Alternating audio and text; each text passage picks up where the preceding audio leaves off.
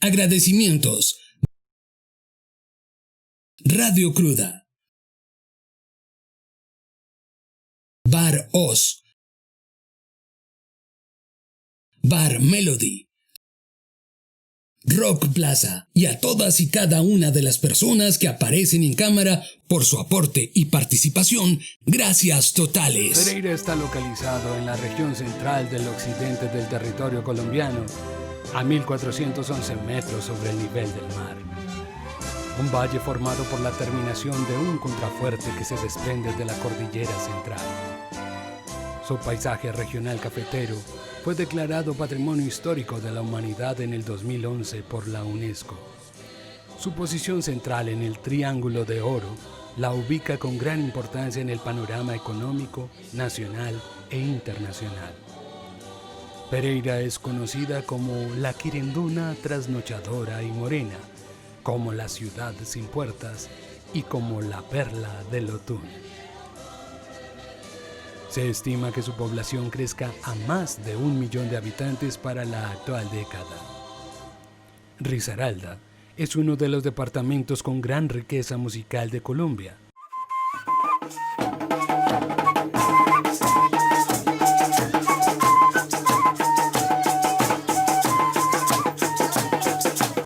Al ser parte de la región andina, predominan ritmos como el bambuco,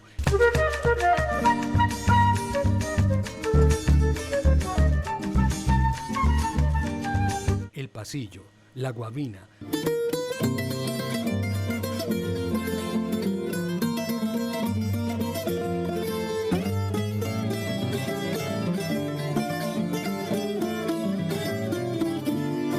la música popular huasca, entre otros más géneros. Adiós ingrata, ya me voy lejos, muy lejos. Me voy pensando solamente en olvidarte.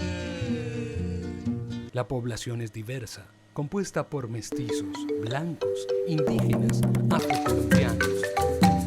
Investigamos la historia no contada de un movimiento social, cultural y musical que se escribió en las calles, en barrios, en los sitios de trasnocho, que continúa en el presente de la mano de pioneros que al día de hoy dicen: el punk rock no es forastero y sin fronteras.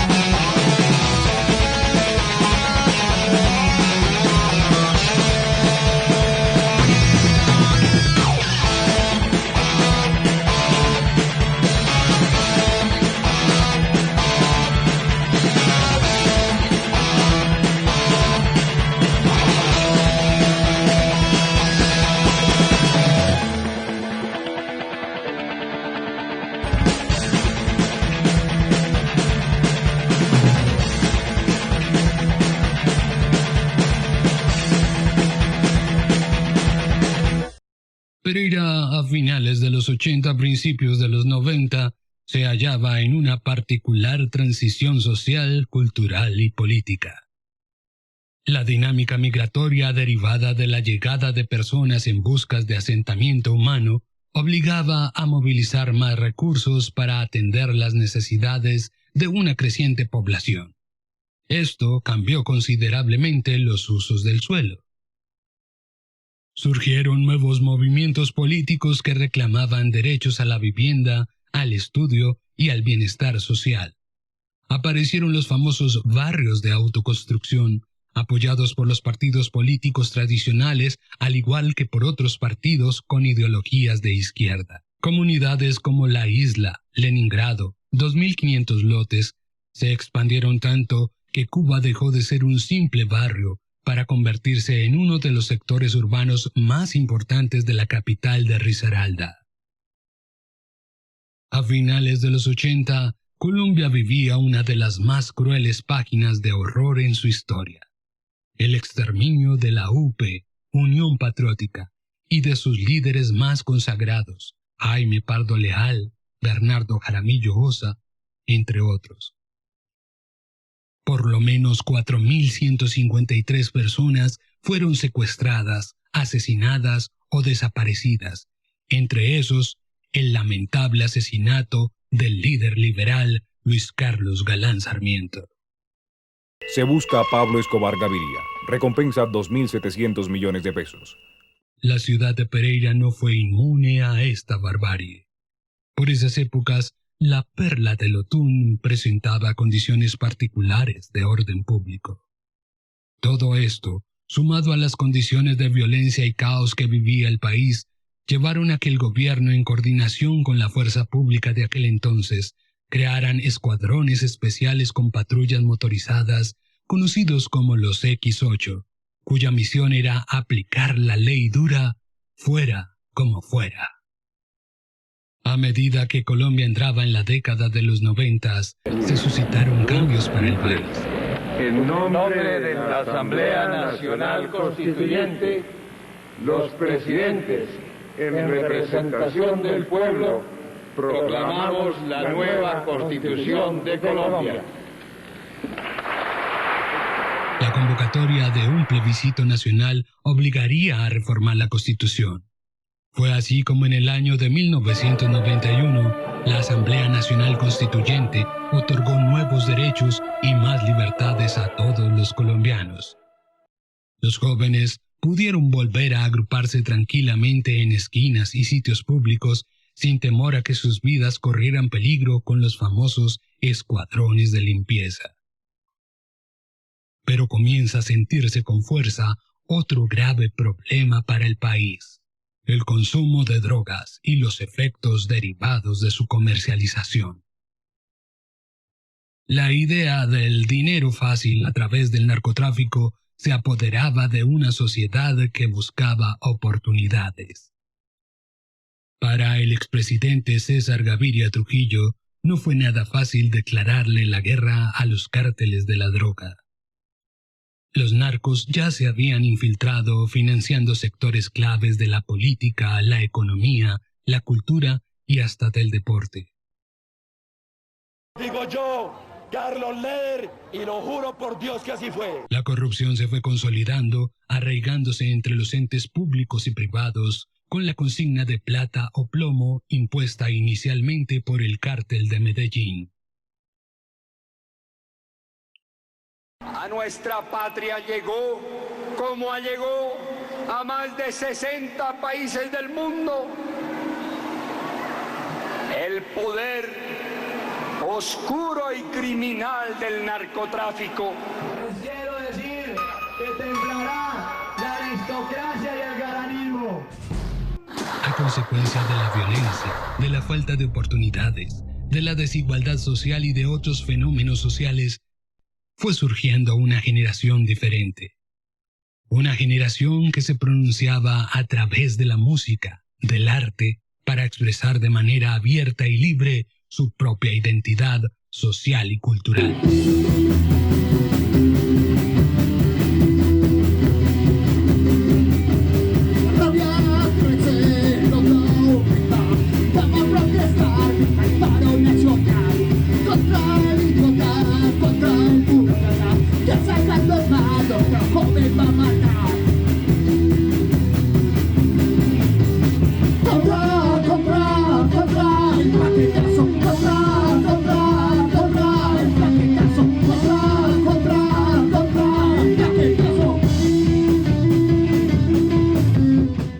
Hablamos con Leonardo Cruz, ingeniero electromecánico y asesor de competitividad laboral. En su época fue el vocalista de la banda de punk Odio. Después logró ser un exitoso promotor de eventos hasta terminar su carrera profesional. siempre pretendí de que las bandas locales, más allá que hacer bulla o que gritar o que cualquier cosa de esas, fueran espacios en los que los muchachos estaban viviendo lo que nosotros pudimos haber vivido un par de años, una década antes, tuvieran donde ocupar su tiempo libre.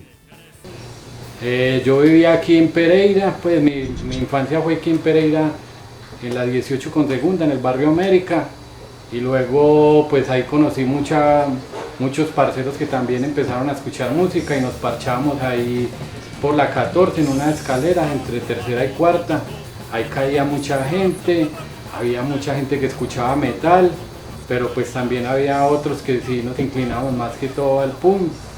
En ese tiempo cayeron unos parceros que vivían en Medallo y trajeron musiquita, y pues escuché Narcosis, La Punk Medallo, escuchábamos Exploite. Pero y en ese tiempo, pues cuando estábamos pelados, también el cuento de la persecución de la policía, que hasta montaron me acuerdo que en el tiempo montaron un comando antimetalero, que era que los X8, que eso era una persecución a toda hora, pues a donde nos pillaban a uno con alguna camiseta o escuchando música, eso era fijo la golpeada, la pateada que le metían a uno.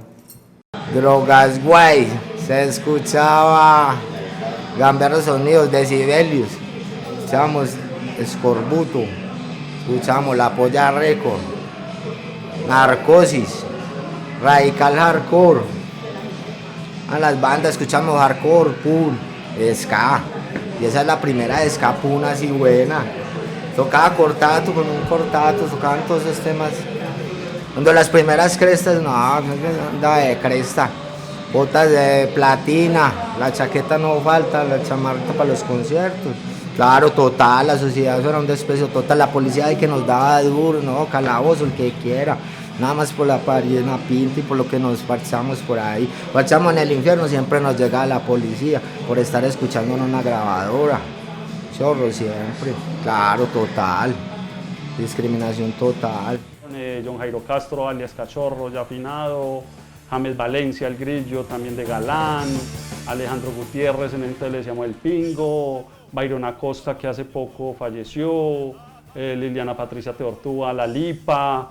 Bueno, entonces todo este tipo de personajes, nos reuníamos en los descansos, hablábamos mierda, cada que podíamos nos volábamos para el río a escuchar música, a las cosas indebidas, todo este cuento, y empezamos a socializar. Entonces ya era no solo el espacio del colegio, salimos del colegio y vamos para tal lugar, nos vamos caminando, nos vamos a acampar, empezamos a raíz de que Cachorro andaba con los de la cuarta, donde el Oro, Gillo, Esteban Guarnizo, toda esta gente, empiezo a andar con ellos. Particular, gran amigo, mi hermano, nos criamos de niños desde los 6, 7 años, y a eso de los 8, 9 años nos desaparecimos porque mi familia se pasó de casa y volvemos y nos encontramos cuando teníamos algo así como 14, Víctor James Raigosa.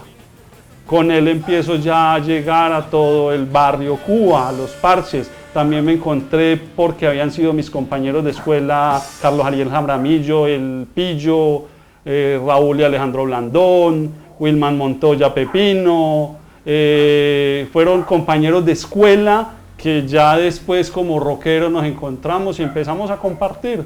A partir de ahí empecé, ya no solamente iba a Dos Quebradas, a Los Molinos, a Naranjos, a Playa Rica, sino que también iba a La Cuarta, a Galán, también parchaba aquí en Cuba en 2500, donde Ferné en el Parche La Rata. Allá ya empecé a encontrarme nuevamente con Aurelio Agudelo, que en ese entonces le apoyaba, colaboraba con Decadencia HC.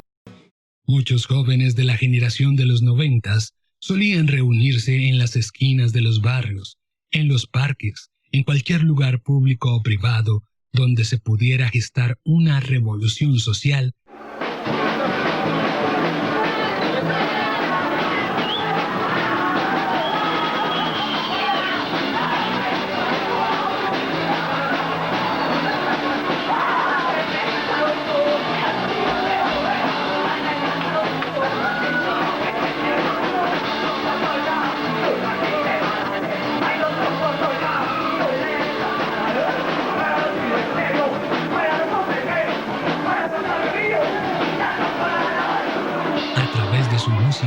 y de sus ideas.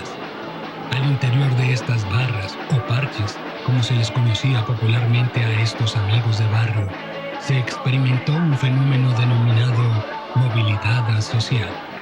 Es decir, a medida que el grupo crecía, se iba desplazando hacia otro sector de mayor convergencia ideológica. Pasaban de las esquinas a los parches, de los parches a las áreas rurales, hasta generar una alta demanda cultural que conllevó a montar en ciudades como Pereira los primeros bares exclusivos para amantes del rock, del heavy metal y tiempo después del punk. ¡Qué energía! ¡Qué chimba!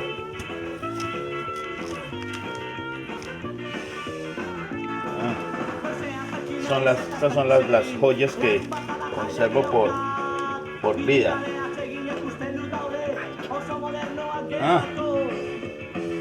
Puros espasmódicos.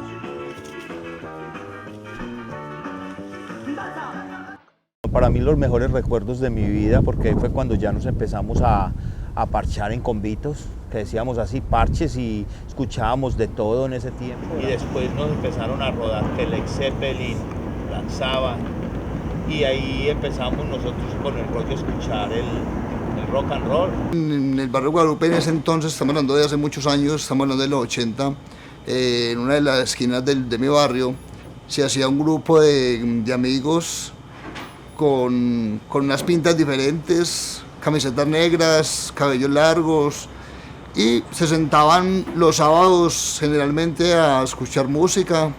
Ahí ensayábamos y en el patio iban muchos parceros. Nosotros nos poníamos a tocar y los parceros se ponían a poguear ahí, entonces eso a la final es como si fuera un toque ahí improvisado. Nosotros vivíamos en un barrio que se estaba apenas construyendo. Atrás de mi casa habían unos terrenos donde allí tirábamos cables y allí se hacían las rumbas nocturnas los fines de semana. Podemos estar hablando de 150, 200 personas, llegaban unos de Cali, llegaban otros de Medellín, llegaban amiguitos de Bogotá. Era espectacular. Éramos como un imán, siempre teníamos un sitio donde ir. No solamente se iba a Camilo Torres, se iba a Guaduales también, porque ya después fuimos muy buenos amigos. Nos íbamos a Guaduales, nos íbamos a Molinos, nos íbamos a 2500 Lotes, nos íbamos a la isla, nos íbamos a Playa Rica, al Parche del Muro, luego nos íbamos a caminar al bosque en la noche. A mí me tocó ver todo eso y me tocó ver cómo creció el punk, cómo nació el punk en Pereira. Mis inicios en el rock fueron en el año de 1985. Tenía 10 años. Tenía yo 10 años, entré a estudiar al Instituto Técnico Superior. En esa época había los de 11 trabajaban con un profesor que se llamaba Gabriel, y en esa época ellos hicieron un concierto de rock en el Polideportivo, el Coliseo Menor. Las bandas eran Dr. Mortis y Extractus. Extractus era Armenia y Dr. Mortis era una banda aquí donde tocaba Germán, un pelado hueso y otro muchacho, no me acuerdo cuál era. Yo fui a ese concierto, tenía 10 años, me dieron permiso mis papás. Yo me acuerdo que en esa época llegó un personaje de Cuba que llamaba Sinaí, le decían Sinaí. Con una boina armó un cacho de marihuana así grande en hojas de papel. Y de ahí para adelante yo no conocí más música que fuera el rock. De ahí en adelante no hubo para mí nada más. Después mantenía yo en la parte de Guadalupe y ahí conocí a unas personas aquí que llamaban Silvio y un pelado Iván, le dicen El Bollo, que también después tuvo varios bares. De ahí en adelante conocí el rock y comencé a vivir el rock, y de ahí para acá mi vida fue rock, no hubo nada más. Guadalupe. Ahí se arma un nicho que era la casa de Silvio, la casa de Cali. Ahí comenzaban a llegar rockeros de Santa Isabel, de Los Naranjos, y ahí es como donde es un parche, yo creo que representativo para la ciudad, porque ahí llegaban a ver partes donde llegamos a contar hasta 100 personas reunidos para ir a escuchar rock, donde hace todo lo que ya se han contado, reuníamos plata, comprábamos pilas para la grabadora principalmente y después licor, a escuchar música. Eso hicimos en esa esquina durante más de 10 años, creo. Mira, que fueron las primeras que vinieron acá, Masacre. Era en el Policajón, mero Coliseo Menor. Metaleros, punqueros, calvos, eso de todo. Y nos damos duro, hasta eso ha cambiado, ahora hay convivencia. Esa constante se repite en otros barrios alrededor de toda el área metropolitana de Pereira. Un estereotipo negativo de algún sector de la población asociaba al punk con un grupo de personas de ideologías comunistas. Las fuerzas del orden en la ciudad estaban en alerta. Este grupo de agentes llamados los X8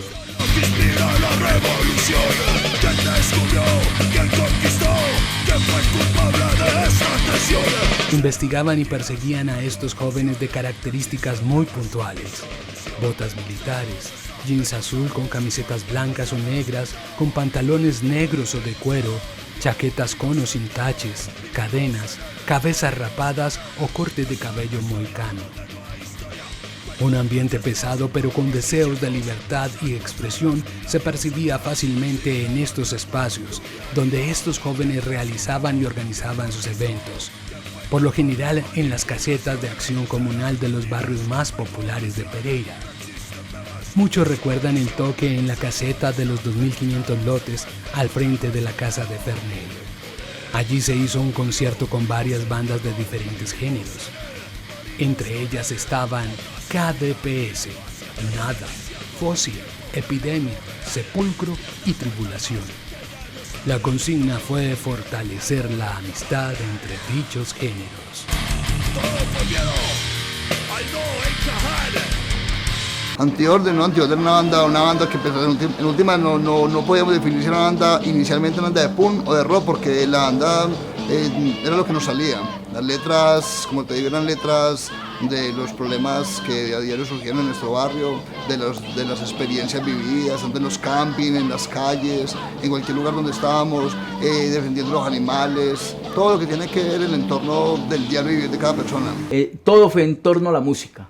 ¿Por qué? Porque nuestros hermanos se compartían la música, nosotros les pirateábamos los discos, nos reuníamos, la mayoría de personas nos empezó a gustar todo este rollo de la música, hacer nuestros instrumentos, no había mucho recurso. Pues en esa época había una emisora que llamaba Musicando Estéreo. Todos escuchábamos, el que escuchaba rock escuchaba Musicando Estéreo, porque el fin de semana a las 8 de la hora 23 era una hora donde porque en esa época el rock era un nicho en Pereira, eran pocos y nos conocíamos la mayoría. Entonces todo el mundo escuchaba la hora 23 y la grababan. Aquí en Pereira existía una emisora que llamaba Musicando Estéreo. Musicando Estéreo, los sábados había un canal o un programa en especial que se llamaba la hora del metal, la hora 23. Y uno de esos sábados, pues cambié como la rutina y no seguí en el tema de la rumba, sino que me dio por irme para mi casa a escuchar la tal hora 23. A Ferney le gustaba la salsa, un día le dije yo, vamos a un concierto, y nos fuimos a un concierto del Polideportivo, y ese día cambió la vida de Ferney. Se acabó el resto y Ferney se volvió, de ahí en adelante de los mesecitos, conoció el punk y se volvió punkero. Y automáticamente quedé atrapado por esa escena rockera de la ciudad de Pereira. Ya estando ahí empecé a conocer personajes como conocemos todos aquí en Pereira, a Piraña, a Wilford, que ellos ya venían con una escena punk en la ciudad de Pereira, más que todo en Dos Quebradas. Siempre tuvimos mucho problema, ¿por qué? Porque digamos la gente del común, los que no les gustaba el rock, ellos siempre era el problema, a ellos les gustaba mucho pelear y nosotros pues obviamente teníamos unas accidentes, nos tocaba agarrarnos, eso sí, cada 8 días para la inspección, todas las conocimos. Ya en los 80, nosotros en Camilo Torre, yo hacía parte publicitaria, yo hacía vallas y todo esto, yo estaba con mi amigo Gilly y resulta que subieron unos punky, nosotros volteamos a mirar para abajo, nosotros nos gustaba el rockcito, y volteamos a mirar hacia abajo cuando venían 3 punqueros, eran verdes, crestones, verdes, hermanos, venían parados en las venas. Y resulta que nosotros hicimos cruce de música por comida, por la bañada, una cantidad de cosas, y ellos nos dejaron a nosotros muy buena música. Incluso estamos hablando del 84. ellos nos facilitaron música cuando eso Seguridad Social tocaba punk. Repito, cuando empezamos en esto, fue escuchando metal, lo estábamos mencionando ahorita. Lo primero que yo escuché de Metallica fue el Garage Days, de Slayer fue el Soul of Heaven, pero pues eran bandas inglesas. Pero cuando a mí me pasan el primer cassette de una banda de punk, que estudiamos, incluso yo estudiaba en un colegio que se llamaba Liceo Pereira, el que me pasó el cassette fue un parcero que se llama Johnny. Man me pasó el cassette y era un cassette por un lado estaba La Pestilencia, por el otro estaba Ira. Man, uno escuchar una música que usted entiende lo que dice. Bueno, todo el mundo se iba a fumar y cogía su grabadorcita, y cuando eso era la época pues de los cassettes, a la gente pues que de pronto no le tocó, uno cogía con un lapicero y para poder retroceder el cassette para escuchar una canción, uno cogía y rebobinaba. Nosotros andamos con una grabadorcita, nos íbamos para allá con 10, 20, 30, 50 cassettes, y que la música en ese tiempo se le prestaba, pero era solamente a los mejores amigos, no se le prestaba a todo el mundo. Entonces nos íbamos para allá, el que quería fumar fumaba, el que quería tomar tomaba, y si no nos llevábamos nuestra guitarra a cantar y tocar y a ver la ciudad desde allá. Esta especie de rebeldía que había en ese momento, que no querías como compaginar con lo que había normal, sino que querías ser un poco distinto, digámoslo así. Y digamos que la ideología que traía esto, en mi caso, yo creo que eso me abrió mucho la mente. Cuando eres muchacho y tienes esa edad, estás pensando como en otras cosas. A raíz de esta música veías otra perspectiva de la vida. Entonces, algo que nos marcó mucho a nosotros, esto es una joya. Esto es de las joyas más chimbas que tengo yo aquí. La Solo para Punk. Mira qué belleza. Pues en Pereira, las bandas Pereira, Los Quebradas y Cuba, estaba PSP, estaba PP, Gusanos Podridos, estaba mis amigos de Asco, Fósil, LSD y Corrupción. De hecho, uno de los primeros conciertos que tuvimos, pues que yo tuve con Pestilencia fue en Pereira. Yo entré en el 96 a La Pestilencia. En ese tiempo era muy violento el país, muy difícil movilizarse. Solo se podía ir a Pereira, a Bogotá, a Cali. Pues, o sea, si uno se iba para otra ciudad diferente, estabas dando papaya, le tocaba retenes paramilitares, retenes de la guerrilla, del ejército. Todo el tiempo había algo que tenía que ver con el conflicto pues, colombiano.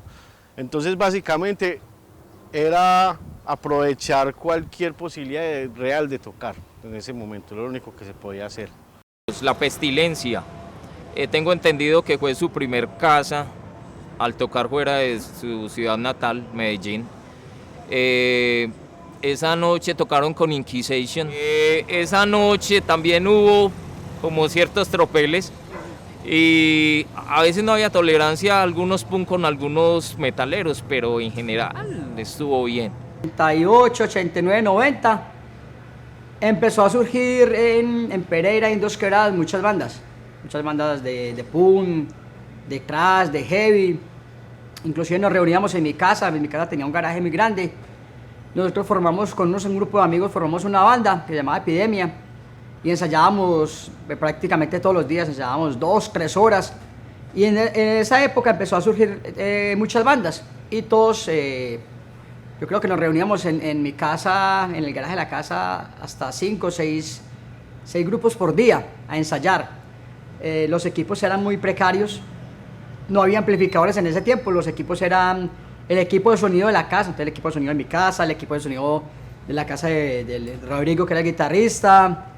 La batería era una batería hechiza, o sea, fue hecha con tarros de pintura, con radiografías, pero pues tenía unos buenos tensores, buenos soportes. El redoblante fue un robo, un robo que se le hizo al colegio Rafael Reyes. Un amigo estudiaba allá y tocaba en la banda y se trajo el redoblante, se trajo un bombo y con eso empezamos a armar pues, la batería, y supuestamente era de las mejores baterías que había en esa época, ¿no? Con tarros de pintura y con radiografías. Los conciertos claves para que la escena creciera en Pereira, yo creo que fueron los conciertos internacionales cuando llegó Quad Radio, empezamos, y ya de ahí todos los conciertos que se hicieron en el Polideportivo.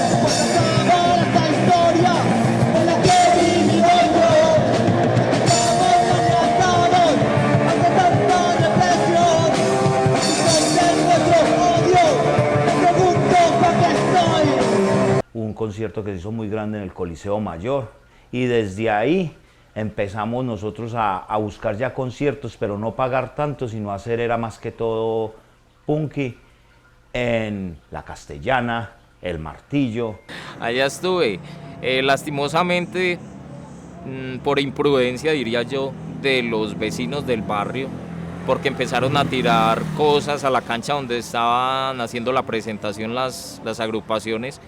Eso se volvió una trijusca y empezaron a tirar piedras. Yo recuerdo que el baterista de Antiorden, que estaban tocando en ese momento, si mal no estoy, le tocó echarse la batería encima, salir, y eso sonaban esos platillos, todo. Eso se volvió, imagínense cómo se volvió. Entonces llegó la policía, trajeron 2 camiones la policía, entonces según eso nosotros éramos los malos, y empiezan a echar gente a los camiones. Yo afortunadamente me pude escabullir. Estos chicos punk rockers, a los ojos del resto de ciudadanos, eran chicos inadaptados, considerados vagos, vándalos, una vergüenza de la sociedad. Al mismo tiempo, despertaban la curiosidad de la gente que no entendían esa manifestación de descarga energética del pogo, pero sí del mensaje de las letras con sentido social. Esas diferencias culturales se manifestaron en el barrio El Martillo de Dos Quebradas, cuando público en general participaron de un concierto de punk. Eso fue otro de los festivales brutales que hubo en Dos Quebradas, donde tocaron bandas de rock, bandas de punk, bandas de metal, y nada, una experiencia muy bonita. Lastimosamente terminó mal porque hubo pues un problemilla ahí porque uno de los vocalistas, exactamente vocalista de Antiorden, hizo un comentario pues digamos que indebido para la gente que estaba alrededor del concierto, y entonces pues todo el mundo nos agarró a piedra. Los que estaban por fuera del concierto nos encendieron una piedra, llegó la policía, se llevaron a todo el mundo, se llevaron la batería, el redoblante lo chuzaron con un lapicero y cogieron a mucha gente y se lo llevaron para la cárcel. Yo afortunadamente alcancé a volarme. Eso es una locura de juventud. Pero no, entre los temas que teníamos había un tema que llamaba Sucias, era un tema pues, que hablaba de las nenas, que eran tan materialistas, tan bueno, Entonces el tema llamaba Sucias, y yo antes de comentario, pues como había tanta gente brujeando alrededor del concierto, que era una escuela, me dio por decir que el tema era dedicado para todas ellas que estaban alrededor. Entonces claro, ellos se dolieron y pues toda la gente incómoda empezaron a abrirnos piedra, y ese fue el acontecimiento. Pues pido disculpas hoy día porque pues no es lo debido. La mayoría de gente en el barrio empezó escuchando fue metal, heavy metal, thrash, todo esto, y ya empezó a llegar punk. Entonces aparecían recopilaciones de Perú, bandas de España, que era muy gracioso porque no se sabía muchas veces ni el nombre, se inventaban hasta el nombre. La ciudad tuvo así varios lugares de intercambio musical y cultural. Barrios Buenos Aires, El Infierno, el Parque Olaya en Cuba, La Isla y los 2500 lotes, en Dos Quebradas Guaduales, Los Naranjos, Santa Isabel, Campestre, Los Guaduales, hasta que abrieron los primeros bares en la ciudad. Fobia Bar fue pionero y reflejo de un movimiento subcultural que iba tomando forma y madurez. Fobia era un bar que nosotros montamos más o menos como en el 92, que pues lo montamos nosotros como con ganas de ver algo diferente en la ciudad, porque en ese tiempo estaba mucho el cuento del heavy y el metal, y nosotros ya escuchando un poquito, pues nos estamos ya como saliendo que nos gustaba el punk y el hardcore y otras tendencias. Fue un bar montado por Juancho, Joana y Buceto, Alex. En este bar se hicieron toques entre estos y para resaltar el aporte femenino se nombra un concierto donde el cartel decía Fobia, el inicio de este bar, y las bandas eran Mosquitas Muertas, La Tierra Negada y Esotérica. Neno es punk pereirano que reside en España. Así narra cómo nació el primer bar punk en la ciudad. A mediados de los 90s ya no quedaban muchos parches donde reunirse con los colegas. Las esquinas, los callejones o los extramuros donde los punks nos reuníamos prácticamente habían desaparecido. Muchos ya habíamos terminado nuestros estudios, ya entrábamos al mercado laboral, así que buscamos cerca comodidad a la hora de disfrutar la música y unas cuantas cervezas. Los bares que existían no terminaban de colmar las necesidades de una persona como yo, que siempre he sido amante del punk. En algunos bares la cerveza era cara y eran visitados por lo que llamábamos fresas o gomelos, y eran frecuentes las peleas y altercados. Después de mucho buscar, encontramos un lugar al extremo sur de la ciudad, en la calle de la iglesia principal del barrio de los 2500 lotes. Así que empezamos a darle vida al local. Lo primero que hicimos fue preparar el equipo de música, así que fuimos con el Gárgaras, que era un reparador de equipos electrónicos, nos dejó un amplificador y una etapa de potencia, y con unos altavoces que tenía en casa y una radio CD, más un plato para pinchar vinilos, nos montamos con un buen equipo para el sitio. Lo segundo que hicimos fueron unos murales en las paredes, uno la reproducción de la portada de No Somos Nada de La Polla Records. En otro era el dibujo del LP de Vómito. La verdad quedaron muy bien y los hizo Julián el Flaco de Dos Quebradas. En el bar solo sonaba punk, hardcore y ska. Esa era nuestra fortaleza y por esa razón no parábamos de tener visitas de personas de otras ciudades que querían conocer el bar. Incluso, y lo digo con orgullo, fue una especie de hotel gratis para la gente de afuera que venía a pasar con nosotros el fin de semana. Liverpool en esa época fue el sitio para las bandas para que expresaran su arte, para que expresaran lo que ellos hacían, para que hicieran sus toques y tenieran su proyección. Y de hecho Liverpool fue el escenario donde mucha gente conocía las bandas locales y pudieron ir a tocar a otras ciudades. Lo que se pretendía cuando se montó Liverpool era tener un espacio para que las bandas locales tuvieran donde expresarse y precisamente para que fuéramos recordados en el tiempo, para la historia del rock and roll. Sabíamos que pues esto no iba a dar dinero, pero queríamos tener esa conciencia, crear esa conciencia y crear ese movimiento que volviera a tomar fuerza, porque eso lo hacemos más que todo es por pasión. Aquí pues el que diga que se está lucrando de eso, eso es una gran mentira. Eso más que todo es una pasión por el rock and roll y el punk y el metal. Donde aparece la banda SN, donde aparece la banda LD50, estas bandas son de Pereira también. Por aquí hay otro flyer donde está Fósil, una banda legendaria de Pereira. Es una de las buenas bandas de punk que hay en la ciudad y que tiene su recorrido y ha aportado a la escena, entre otros, ¿no? También está por acá Insania, LD50, La Plebe, Bloqueo, Los Sucios. Se llamaba La Vaca, fue un bar que partió la historia del rock en Pereira en dos, ¿sí? Antes no existían bares, sino que eran bares exclusivos para todo tipo de rock, para un solo tipo de rock, por decir metal, y otros eran de solo punk, ¿sí?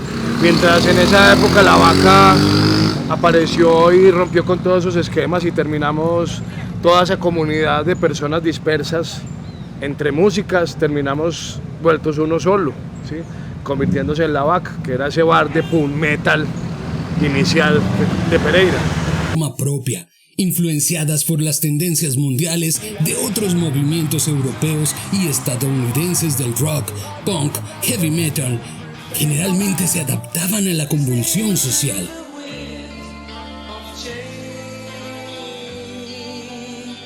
It doesn't matter what you do, you know I'll never really La verdad, nosotros pensamos que Pereira iba a ser el centro del rock. Haber venido Quiet Riot, decíamos, uy, aquí van a llegar todos los grupos buenos y de la época, porque estamos en el centro de todas las ciudades. Va a venir gente de Armenia, de Manizales, incluso de Medellín, de Cali. Pensábamos en eso, de Cartago, bueno, y solo fue ese concierto y el de Barón Rojo. Feel the noise. Girls, rock your voice. We'll get wild, wild, wild. Sing it. El 11 de febrero de 1989 se presenta en vivo en el estadio Hernán Ramírez Villegas Quiet Riot, esta superbanda de rock heavy originaria de Los Ángeles, California.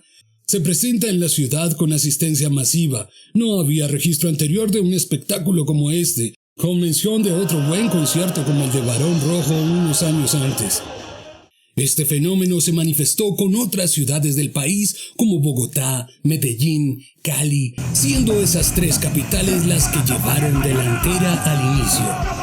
En Pereira se dio un fenómeno particular. Está relacionado con el espíritu de cooperación e incluyente que no se daba en otras ciudades como Ibagué, donde eran más comunes las rivalidades entre seguidores de diferentes géneros musicales. En el 89-90, que ahí fue donde montamos Fósil, que Fósil lo fundó Jaleo con Virus.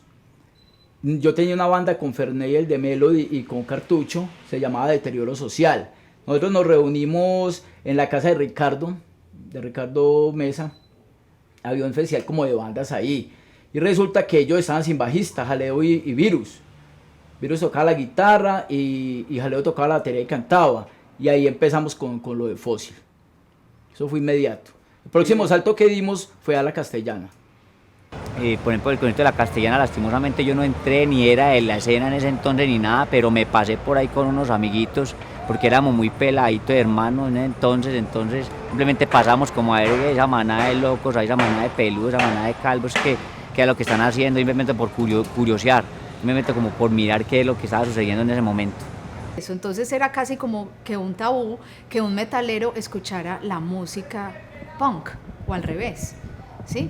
Pero entonces empezó a surgir una música que la gente, que a muchos nos empezó a gustar, pero que no se sabía qué era. Sin el apoyo de la industria musical, sin difusión, estos jóvenes inconformes de una sociedad apática, tradicionalista, que les marginaba por su apariencia, por esa música fuerte, agresiva. Que esa cuestión de ser violentos, los punkis, es un estigma que por ignorancia desde un principio se nos fue inculcando simplemente porque nos veían con una cresta y nos veían todos raros con los pelos verdes o morados o rojos. Diferentes. Entonces era como un estigma. Esa época fue una explosión en todo el país del género del punk, entonces no era ajeno el eje cafetero en generar esta cantidad de adeptos pues, y de seguidores y de pelados que estábamos interesados en transmitir un mensaje también a través de la rebeldía, de todo lo que vivíamos. Entonces las bandas, pues siempre se esperaba, me imagino que muchas cosas, no sé qué tanto, pero yo creo que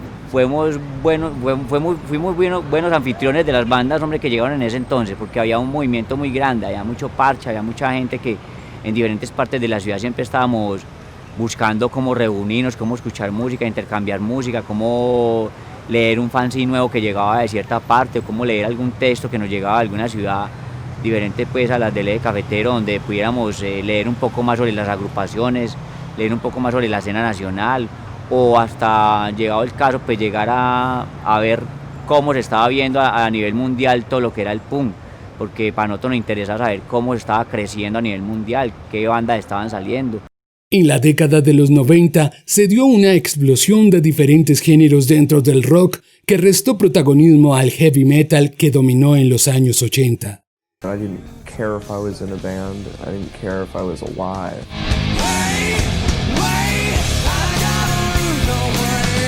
Este es Kurt. Es Kurt Cobain, y me da mucha risa porque mira la forma como está vestido, ¿no? Que era con el saco, entonces ya todos empezamos a colocarnos el saco del abuelo. Cada vez más éramos los que nos gustaba esto y que era como muy cercano también como al punk, porque el punk no era tan radical. Entonces ya fue a asistir a conciertos de punk. ya de los fulanos, por ejemplo, con el Gamín, con Jito. Y ahí y que encontré, por ejemplo, en este gremio, que era una fiesta, o sea, que vos ibas allá y el pogo era un intercambio de energía donde no era pues como con el fin de lastimar al otro, como sucedía en el metal, sino que era, no sé, era como un intercambio de energía donde vos empujabas al otro, pero de una manera amigable y todo el mundo se moría de risa. Diego Alvarado en la segunda guitarra,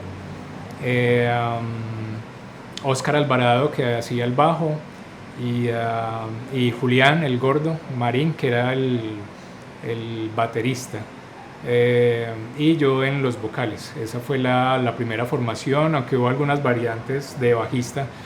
Había una canción que está dedicada a los toreros que se llamaba 3 metros bajo tierra, y decía algo así como 3 metros bajo tierra en un gran cajón, así de seguro te verías mejor.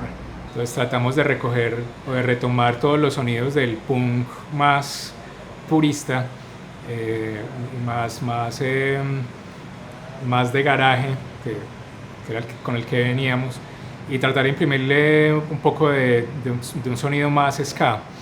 Entonces hacíamos una especie de punk ska con letras no necesariamente políticas o ideológicas, hablábamos de cualquier cosa. Una vez fue, o sea, el día que nació la banda, fue un día que Diana tomó la decisión.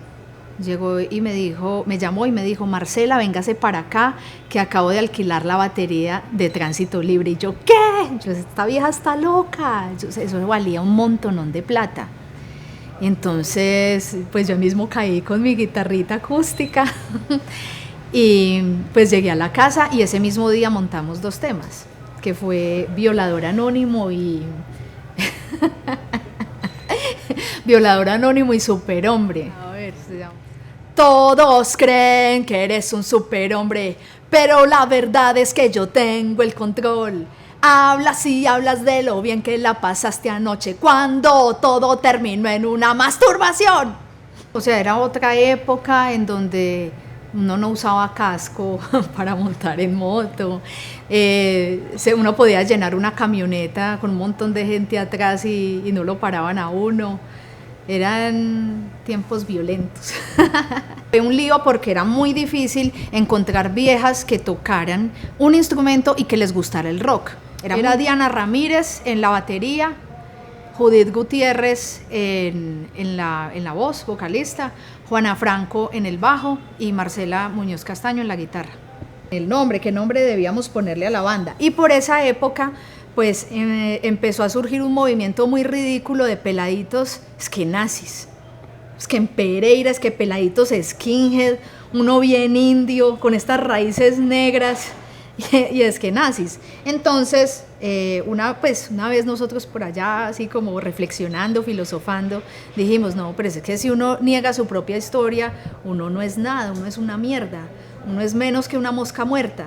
Y entonces de ahí surgió el nombre, pero ya todo el mundo creía que es que éramos unas morrongas. 3 bandas de antes de punk y de ska: Los Fulanos, Cábala, Fósil. Una banda actual que también es de antes, pues María Juana no se ha muerto. Mi nombre es Leonardo Ceballos. Sí, yo nací acá en la ciudad de Pereira en el año del 77, pereirano de pura cepa, y entré al mundo del punk a mis 20 años.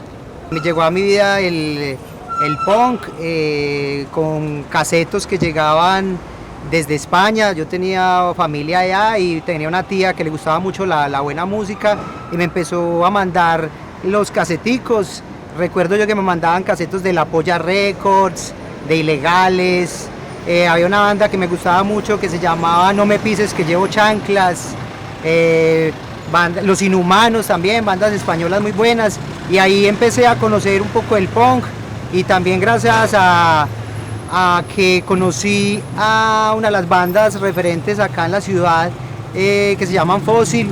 ellos me dieron la oportunidad de ingresar a ser parte de la guitarra y de la voz en la banda, y ahí fue que empecé a conocer un poco más del punk. El punk y el ska fue lo que más me llegó y en lo que me quedé por su fiesta, por todo lo que conlleva este tipo de música, por la rebeldía en aquella época también. El ska en Pereira, yo diría que parte todo con cábala, con bandas como Cuchipanda, con bandas como Sapo Negro. No, creo que no tengo claro si Sapo Negro era una banda o era una canción, pero bueno, era ese estilo que llegaba nuevo a la ciudad, porque había unas bandas buenísimas en aquella época, recuerdo a Esotérica, pero era otro género pues diferente. Estaban las Mosquitas Muertas, una banda grandísima que nos abrió las puertas a mucho, una banda de mujeres que nos enseñó mucho, desde su feminidad nos enseñó muchísimas cosas. Bandas como Los Fulanos, bandas como, bueno, habían muchas, Claxon en su momento, lo que era Cuchipanda, y de ahí en adelante pues empiezan a aparecer muchas otras bandas. Pero sí, básicamente todo arranca, diría yo, con la fuerza que le da cábala a ese estilo.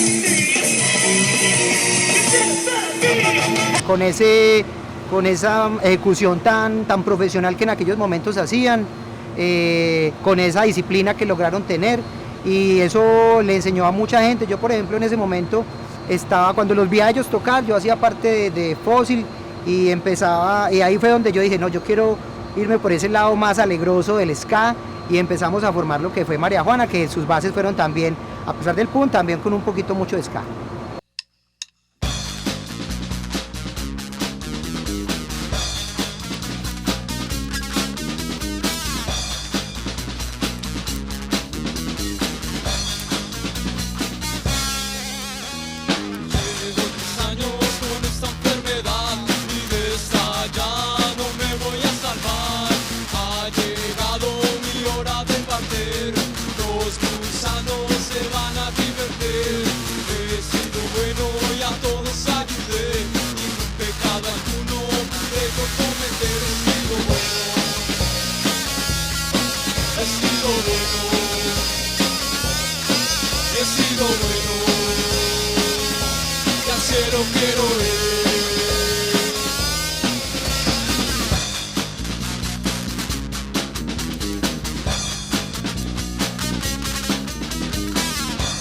En lo que llamamos la Casa Verde, era ubicada por el sector de la 17, ahí empezamos a ensayar, ahí se empezó a formar todo un vínculo de amigos, también con lo que era en ese momento Spoon, que éramos como muy allegados, como te digo, con las Mosquitas, que también hicimos una fuerte alianza ahí, nos prestábamos los instrumentos, ensayábamos juntos. En Dos Quebradas también teníamos algunos sitios por el lado de Postobón. Recuerdo donde hicimos una vez un concierto muy bueno con Fósil, donde ese día el boleo de sillas, de cadenas, Bueno, eso fue brutal ese día, varios heridos, llegó la policía, nos quitaron las botas a todos. Bueno, épocas muy buenas. Inicios de los 80, pues aquí venían agrupaciones de rock and roll de otras partes de Colombia, de Bogotá, de Medellín, tocaban en la Bola Pradera, en Cuba, bueno, en diferentes escenarios. Siempre hubo, digamos, como un movimiento rockero de las bandas de Colombia a venir acá. Lo que nunca hubo en los años 60 ni en los 70s, a no ser que unos cuantos grupos por ahí que ensayaban y hacían canciones pero que nunca grabaron, pero nunca hubo un fenómeno, digamos, de creación musical en Pereira, es más desde la recepción. Entonces recuerdo ese afiche de Fósil, año 87, 88. Entonces ya habían bandas de punk tocando, era un concierto de punk con bandas de afuera y Fósil era como la agrupación, digamos, anfitriona ahí. Entonces volviendo al año 97, más o menos por esa época, empezaron dos fenómenos muy importantes. Primero el reggae, ¿no? Empezó el reggae empezó como el movimiento del reggae, empezaron a existir bares, empezaron a existir agrupaciones, empezaron a verse pues los rastas y ya el movimiento, digamos, un poco más público. Y otro movimiento que yo he denominado como un rock de diferentes tendencias. Entonces, un rock que podía estar entre el hardcore, el new metal, el ska. Entonces vienen unas bandas muy importantes en la ciudad, que son La Tumbaga, por ejemplo. Es una banda que alcanzó radiodifusión a nivel nacional, alcanzó a estar en un compilado de Universal Music, o sea, una agrupación muy importante, finales de los años 90. Otra agrupación fue María Juana No Se Ha Muerto, que todavía es una agrupación, digamos, que sigue en pie, sigue produciendo música, sigue haciendo conciertos.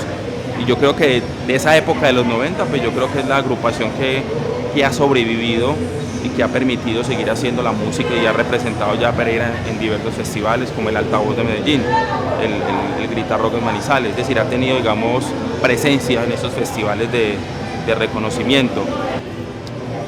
En el reggae, pues llegaría Sativa también, ahí finales de los 90 y 2000, arrancando pues también una agrupación que tocó Rock al Parque, por ejemplo. Y Cábala, pues de Tránsito Libre, uno puede poner a Cábala, lastimosamente fue una agrupación, digamos, de paso fugaz, pero yo creo que Cábala, después de Tránsito Libre, pues yo creo que es de las agrupaciones más importantes en lo que le ha faltado a la escena pereirana, que ha sido, digamos, el registro, el prensaje de discos y la exhibición de su música en festivales de alta difusión o de importantes del país. Entonces Cábala en el 95 graba un cassette, bueno, graba algunos demos, pero finalmente logra grabar un disco compacto del Cábala. Es una pieza, una reliquia pues del rock pereirano. Entonces Cábala fue muy importante porque graba este disco. Algunas canciones de ese disco hacen parte de compilados internacionales de ska, que es muy importante. Llegan a Rock al Parque, es la primera banda pereirana en llegar a Rock al Parque. Creo que fue en el segundo o el tercer Rock al Parque que Cábala toca allá, Rock al Parque. Entonces, es decir, eso es muy importante porque es que estamos hablando de una época donde no había cómo dar a conocer esas bandas en otras ciudades. Pues hoy en día es muy fácil usted poner un email o mandar su EPK a un festival o contactar a los directores de los festivales, bueno, las vías que tengan las bandas para llegar. Pero estamos hablando del año 96-97, donde prácticamente todo tenía que hacerse en forma física, pues si tú ya ibas a un festival tenías que hacer llegar el disco, el portafolio, ir hasta allá. Entonces digamos, ese hecho para esa banda fue muy importante. La banda se va para Estados Unidos, digamos como a perseguir un poco lo que llaman pues el sueño americano, se va para Estados Unidos y allá digamos la banda se decide.